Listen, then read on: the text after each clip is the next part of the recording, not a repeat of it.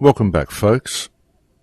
Now, before the break, I was talking about how all of the problems that we face come from a single source, which is government, and that the reason this situation continues is ultimately because of we the people, because we allow this government to do what it's doing. We allow all of our governments to do what they're doing.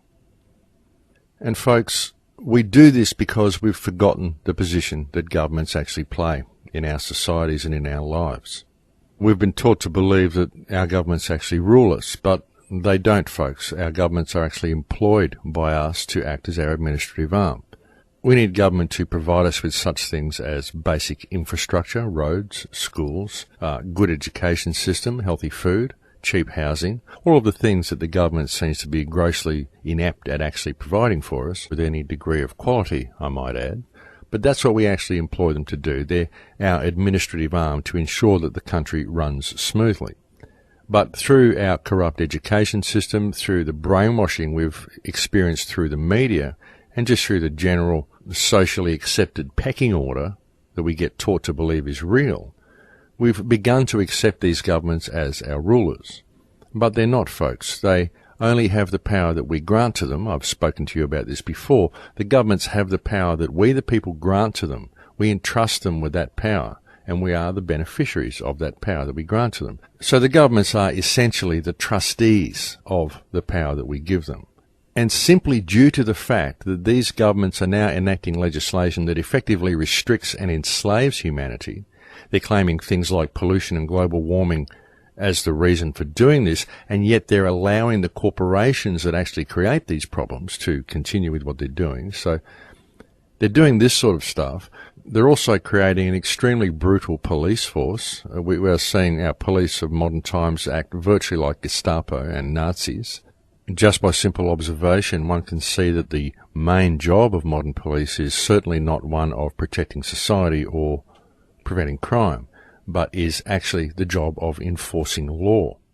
No matter how corrupt the law may be that they're enforcing, they simply enforce law and they defend elitist corruption. They certainly don't address crime, because if they did address actual crime, then our governments would not be getting away with what they're doing, and the police would not be acting in the way they act. I mean, certainly they do have to put up with some pretty brutal circumstances. They get caught to car accidents and all sorts of stuff that we actually employ them to do.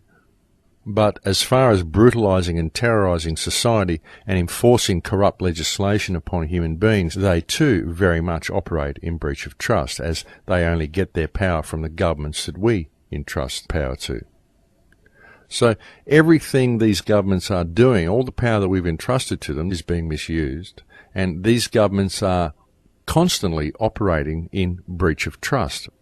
So we need to address this. This is one of the biggest problems that we face, and nobody seems to be looking at things from this perspective, but that's the way it needs to be looked at. I know I've gone on about this before, but I think it needs pointing out again. I actually went to a movie presentation last night, and it was quite interesting. It had all different methods that we could use to build better housing, ways to have gardens all through rooftops and all this sorts of stuff, all really good ideas.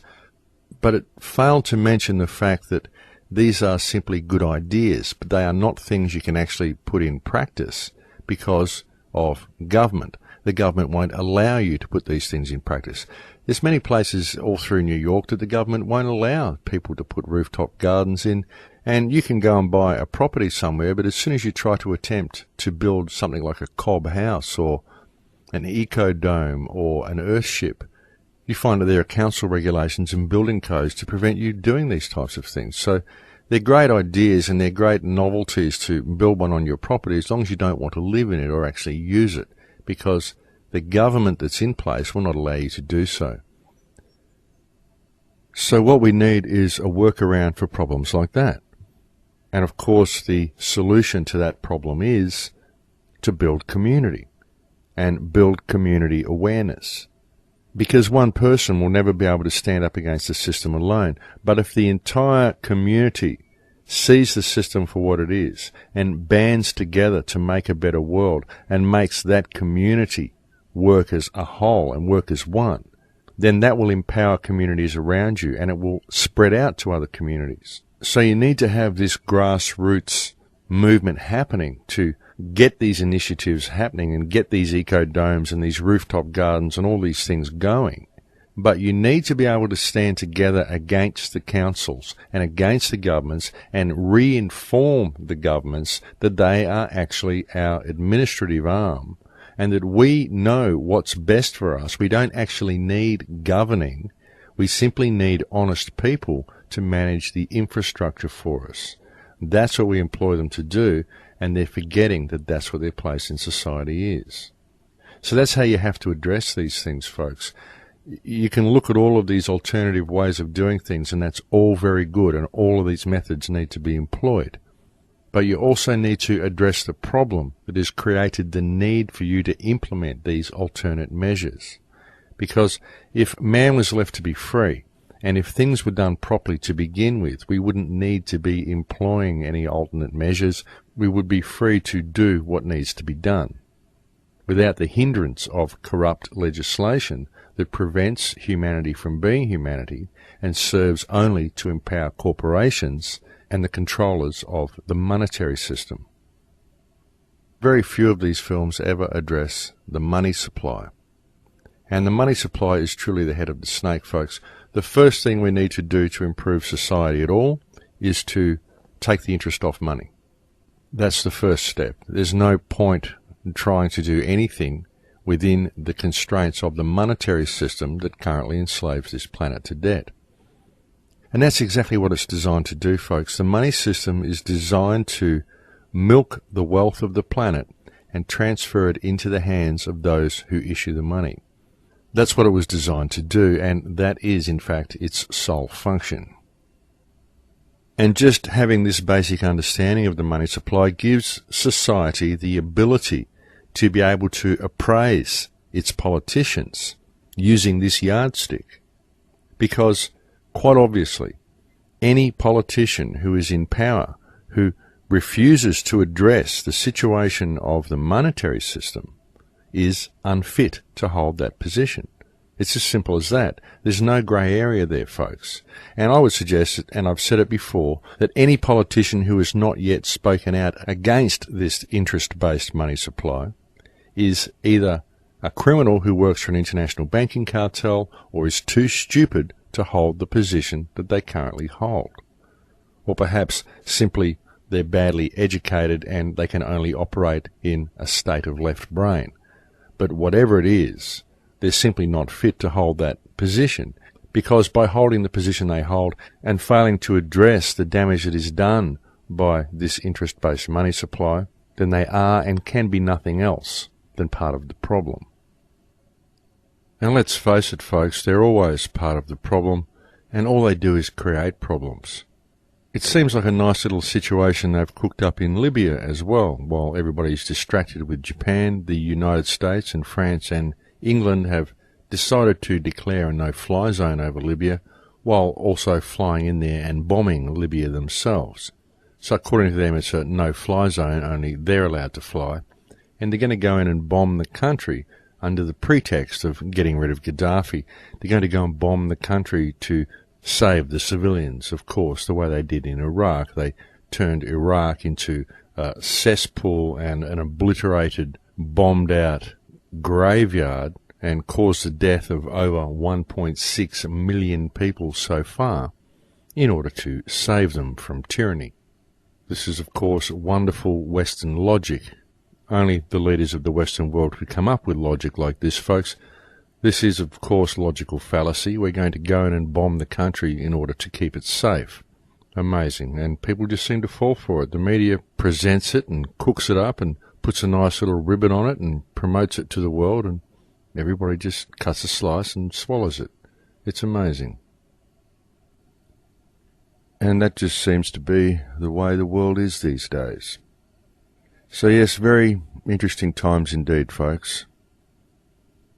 And on today's show, I've tried to bring you information, again, simply from my perspective. That's all I can really offer you on any of the shows. Looking at the Japan situation, I've simply tried to look at all of the data. I'm no nuclear expert, folks. I don't pretend to be a nuclear expert. I've had to do a bit of a crash course in nuclear reactors in the last week, just to try to understand what's going on myself. Admittedly, there has been a lot of fear campaigning with this situation in Japan, but it is a very serious situation, and it is definitely one to be concerned about. Not one to be in fear of, but it's definitely something to be concerned about. Now, do I believe America is going to experience a large amount of radioactive fallout? Doubtful. Doubtful that America will receive any major fallout because of the distance the country is away from Japan. But America is certainly going to get some of the fallout. There's no question about that, simply because of the jet stream. And where this radiation falls back to Earth will be determined upon the local weather systems. It will be determined upon things like precipitation. Obviously, one of the easiest ways for it to come back to Earth is through rain, and so all of these things need to be taken into account, but certainly there is going to be some amount of radiation reach America. There's going to be some amount of radiation reach Europe. In fact, the entire Northern Hemisphere will feel the effects of what's happening in Japan. Every country will feel it to a greater or lesser degree. But of course, the people who are going to feel it the most are the Japanese. It's very unlikely that northern Japan will be a habitable area after this event. And if the event does turn into a worst-case scenario and we see 6 meltdowns in Japan, then I believe it may be virtually the end of the country. I don't think Japan will recover from such a thing, simply because, as I said earlier, these are very large reactors, and they have the potential to cause a great deal of damage. And ultimately what I see this as being is a huge wake-up call for humanity. Folks, there is no safe nuclear energy. There is nothing safe about nuclear energy at all. The only reason it has even been considered safe is because it doesn't produce greenhouse gases, the deadly CO2. And folks, CO2 is not deadly. CO2 is one of the building blocks of life. At the presentation I was at last night with the film that I mentioned earlier, someone was saying we'd like to build a society that has a zero carbon footprint. Bring carbon emissions down to zero. And I thought, well, a zero carbon footprint will kill everything because the world needs carbon. It's one of the 3 building blocks of life. I don't believe man-made global warming to be an issue at all. I don't believe that man has anything to do with climate change. I don't believe that it is man that is melting the polar caps on Mars or causing a raise in temperature on Jupiter. I think that the culprit in all of these matters is the sun. I think the sun is going through a particularly active cycle at the moment, and it is heating up the entire solar system. And I think it's happening everywhere, folks. I think that it's probably even happening outside of our solar system. I believe the energy itself that creates all matter, the energetic universe itself, is rising in frequency. As frequencies rise, things get warmer. That's the way it goes.